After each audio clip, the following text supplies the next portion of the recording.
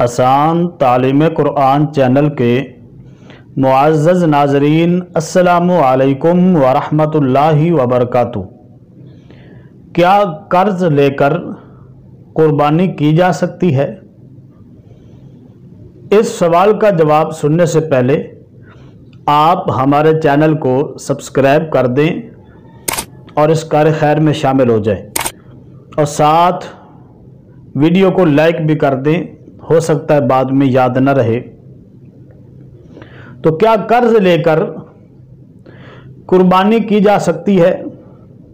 तो उसका जवाब ये है, अगर किसी शख्स पर कुर्बानी वाजिब है, यानी अगर कोई शख्स मालिक निसाब है और उस वक्त उसके पास पैसे नहीं हैं, तो वो या तो कोई चीज़ बेच कर कुर्बानी करे या कर्ज लेकर कुर्बानी करे।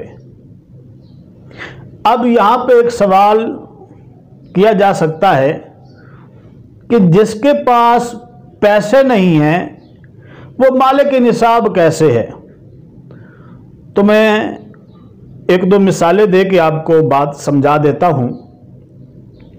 अब देखिए, अगर किसी शख्स के पास 7.5 तोला सोना है या 7.5 तोला सोना की कीमत के बराबर उसके पास पैसे हैं, तो वो साहिब निसाब है।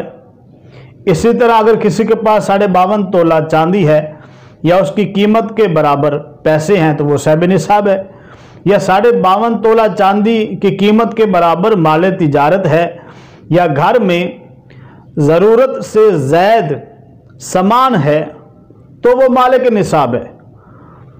अब देखिए, एक बंदे के पास 7.5 तोला सोना तो है लेकिन पैसे नहीं हैं, या 52.5 तोला चांदी तो है लेकिन पैसे नहीं है, या उसके पास चांदी भी नहीं है, सोना भी नहीं है, लेकिन उसके पास माल तिजारत इतना है जिसकी कीमत 52.5 तोला चांदी के बराबर बनती है, या उसके पास घर में ज़रूरत से ज़्यादा जो सामान है उसकी कीमत 52.5 तोला चांदी के बराबर बनती है।